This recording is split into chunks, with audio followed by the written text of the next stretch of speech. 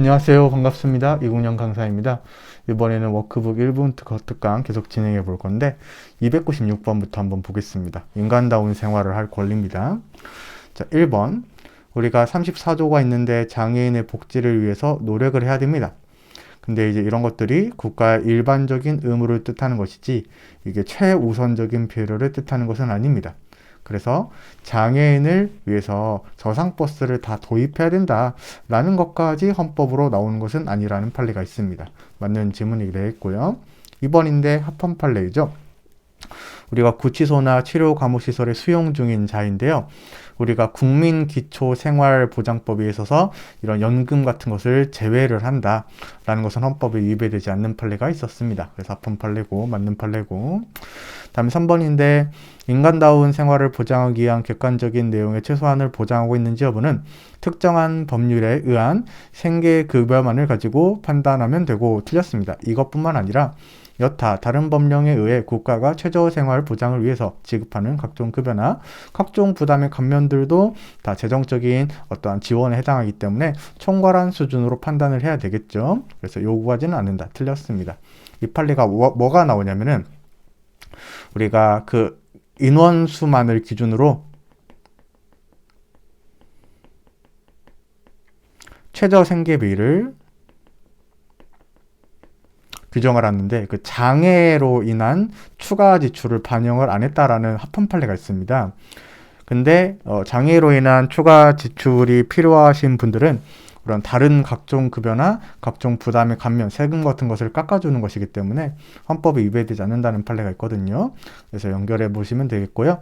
4번인데 자, 국가가 인간다운 생활을 보장하기 위한 헌법적 의무를 다하는지 여부가 사법적 심사의 대상이 됐을 경우에는 그 최저생활에 관련된 입법을 전혀 안 했다던가 아니면은 만들었는데 내용이 현저히 불합리해서 명백하게 재량을 일탈한 경우에 한해서 헌법에 위반된다고 할 수가 있는 이런 입법 재량 일탈 여부를 심사 여부로 씁니다.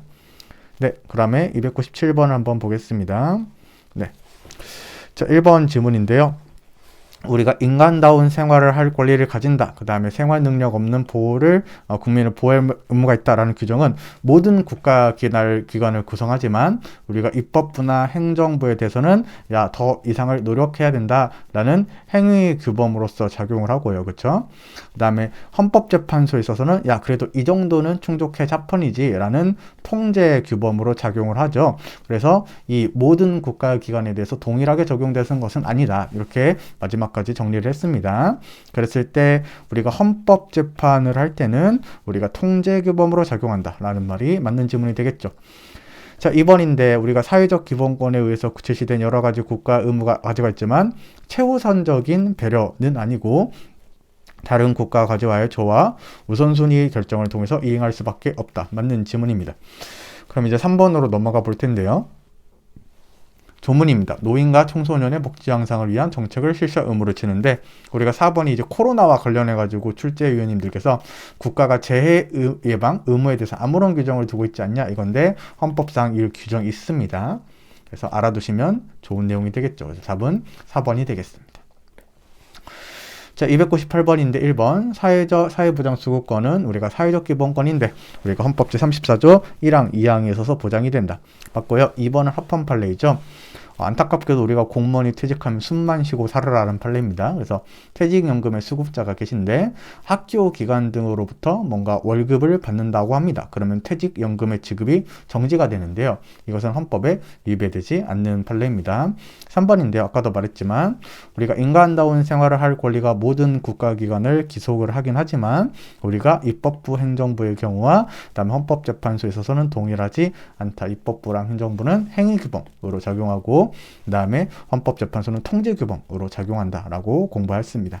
4번인데 자, 우리가 보건복지부 장관이 고시한 생계 비준에 따른 생계보호의 수준이 일반 최저 생계비에 못 미쳐도 헌법에 위배되지 않는 판례이죠. 근데 침해한 것이라고 했으니까 틀린 질문으로 고를 수 있습니다. 그 다음에 299번의 1번인데 우리 공무원연금법은 우리가 사회보장수급권의 성격도 있고 재산권의 성격도 있기 때문에 꼭 민법상 상속의 법리와 순위에 따를 필요는 없다. 그래서 공법적인 성격도 가지기 때문에 독자적으로 기울할 수 있다. 맞는 지문입니다.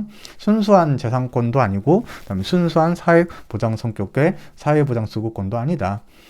그 다음에 2번인데요. 우리가 퇴직연금 일시금을 지급받은 사람 및 그 배우자를 기초연금 수급권자에서 제외를 하는데 이것이 우리가 돈 받을 것이 중복이 되면은 우리가 하나를 선택해야 됩니다. 그래서 공무원 연금 같은 경우에는 그렇습니다. 그랬을 때 헌법에 위배되지 않는다. 맞는 판례고 3번인데요. 우리가 안타까운 판례입니다.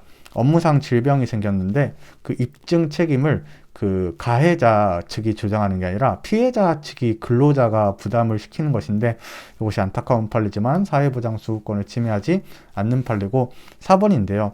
여기서 이제 제가 팁을 하나 드리자면은 인간다운 생활을 할 권리를 침해한 판례가 없습니다. 그래서 4번은 그냥 인간다운 생활을 할 권리를 침해한다 라고 하면은 틀렸다라고 보셔도 되겠습니다. 그런 스킬도 있다.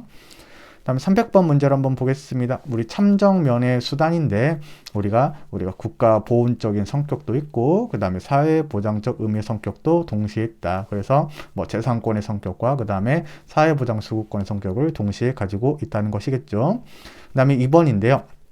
우리가 가해자를 기준으로 봤을 때 가해자 같은 경우에는 본인이 사고를 쳤기 때문에 본인이 다쳐도 보험금 지급을 안 하는 게 맞겠죠. 그렇지만 여러분들 우리가 고의나 아니면은 중과실의 경우에는 보험금 지급을 하지 않아도 되겠지만 경과실의 경우에는 우리가 이런 교통사고 이런 것들이 많이 있을 수가 있는데 경과실이라는 이유가 있다라는 이유로 보험금 지급을 다 거절하는 것은 너무 지나친 것이 되겠죠. 그래서 읽어보면 경과실에 인한 사고는 우연한 사고의 범위를 벗어나지 않기 때문에 경과실로 인한 범죄도 우리가 의료보험급여를 가해자라는 이유로 부정하는 것은 헌법에 위반이 된다라는 우리가 위헌 키워드를 잡을 수가 있었습니다. 다음에 3번인데요. 우리가 공무원연금법상의 각종 급여인데 우리가 사회보장수급권의 성격도 있고 재산권의 성격도 있는데 돈을 일시금으로 받는 느낌은 재산권의 성격을 많이 가지는데 우리가 월마다 받는 퇴직연금수급권은 사회보장수급으로서의 성격이 강하다. 맞는 질문이고 4번은 틀렸죠. 교도시설에 수용 중이면 우리가 국민건강보험급여 혜택이 받지 못합니다. 근데 어차피 교도소 안에서 치료해 주니까요. 헌법에 위배되지 않는다. 301번 보겠습니다. 자, 우리 연금수급권 같은 경우는 사회적 기본권의 성격을 가지는데 자유권적인 성격과는 달리 적극적으로 급부를 요구하게 됩니다. 근데 연금수급권이 얼마를 주장할 수 있는지는 법률에 의한 형성이 필요하겠죠. 그래서 맞는 질문이고요. 2번인데요. 자, 이런 건강보험제도나 이런 노인장기 요양보험제도 이런 것들은 사회적인 어떠한 사회보장수급권의 서비스죠. 그래서 어떻게 해 나갈지는 광범위한 입법 형성권을 보유한다. 맞는 질문이고요. 3번은 아까 읽었었던 지문이 있기 때문에 맞는 지문이 되겠고요. 비슷한 거 우선순위 결정을 통해서 이행할 수밖에 없다. 현실적으로 봐야 된다. 4번인데 사회권적인 법률 유보는 이런 식으로 시작을 해요. 이게 이제 복지예요. 근데 어떻게 채워져야 되는지는 입법자 형성이 필요합니다. 그래서 기본권 구체화적 법률 유보를 의미하는데 국회가 사회적 기본권을 구체화하는 입법 의무를 게을리하는 경우에는 헌법재판소가 결정 형식으로 스스로 입법할 수 있냐 이건데 그럴 수 없습니다. 왜냐하면 헌법재판소는 사법부에 불과하기 때문에 우리가 법률을 직접 만들 수가 없어요. 대신 우리가 뭐를 할 수 있냐면은 야 입법부야 이러한 사회적 기본권을 챙겨줘 라고 하는 입법 촉구는 할 수 있습니다. 그렇지만 직접 입법을 하는 것은 어렵다. 이것은 권력분리 원칙이 위배될 수가 있다. 이렇게 여러분들이 읽으면 되겠죠. 그래서 4번이 답이 되겠습니다. 다음에 이번 시간의 마지막 문제입니다. 302번 한번 읽어볼게요. 자, 우리 산재보험 수급권이 있는데 사회보장 수급권이긴 합니다. 하지만 산재보험을 어떻게 줘야 되는지, 그 다음에 누가 받을 수 있는지는 헌법 규정에서 직접 실현할 수 있고 없고 법률에 의한 형성을 필요로 한다. 맞는 질문입니다. 자, 2번인데요. 우리가 사회적 기본권의 성격을 가지는데 산재보험 수급권이 있습니다. 그럼 여러분들 국가가 만들어줘야 되는데 생계보호에 관한 입법을 전혀 안 했거나 아니면 내용이 현저히 불합리해서 재량의 범위를 명확히 일탈한 경우에 한해서 헌법에 위배가 될 수가 있다. 맞는 질문이고요. 3번인데요. 이런 유족의 범위에 직계 직계혈족의 배우자. 그래서 직계혈족이라고 하면 여러분들 이제 예를 들어가지고 뭐 아들이 직계혈족이 되겠죠. 아들의 배우자면은 우리가 며느리가 될 건데 이런 분들은 이제 유족의 범위에 포함되어 있지 않습니다. 헌법에 위배되지 않고요. 그다음에 4번인데요.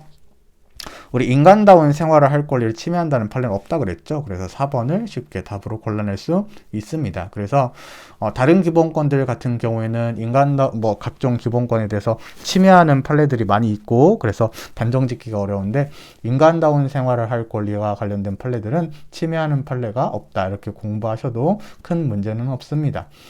아주 지엽적인 판례가 나올 수는 있겠지만 정답과는 관련은 없을 겁니다. 그래서 우리가 좀 그런 식으로 시간을 줄일 필요가 있겠습니다. 자, 그러면 이번 시간은 여기서 마칠 수 있도록 하고요. 다음 시간에 만나뵐 수 있도록 하겠습니다. 고맙습니다.